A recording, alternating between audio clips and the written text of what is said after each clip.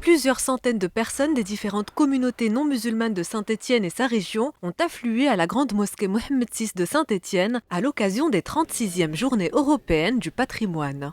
La première fois où on avait assisté à ces journées européennes de patrimoine, on avait assisté d'une manière officieuse et donc on était surpris par l'intérêt que portent les Stéphanois, les habitants de Saint-Étienne et de la région à cet édifice-là. Et depuis, donc, on participe officiellement dans le programme officiel du ministère de la Culture français. Et depuis, on a dépassé même au niveau de l'affluence, on est coude à coude avec des institutions qui sont historiques ici à Saint-Étienne, musée de la mine qui est connu parce que c'est une ville, Saint-Étienne c'est une ville minière, et même les lieux emblématiques de la ville. C'est la deuxième fois que je viens à la mosquée. La première fois, je l'ai visitée de nuit avec un groupe de jeunes chrétiens et de jeunes musulmans qui avaient créé un petit groupe de dialogue.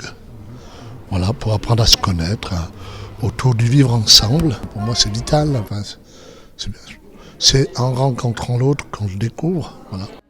Les visiteurs ont pu suivre sur place des explications sur l'islam et ses préceptes fondamentaux, ainsi que sur les spécificités architecturales de la mosquée. Divisés en groupes d'une vingtaine de personnes, ils ont pu assister à l'appel à la prière sublimement interprété par le muezzin de la mosquée et ont eu droit à une dégustation de gâteaux traditionnels marocains. C'est la première fois donc, que je venais à la mosquée donc, de Saint-Étienne et j'ai trouvé... ça m'a impressionné, c'est grand, c'est grandiose. Bon, je connaissais d'autres mosquées que j'ai visitées donc à Marrakech. Bon.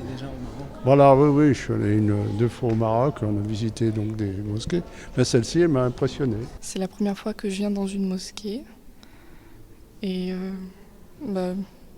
c'est vraiment magnifique du coup.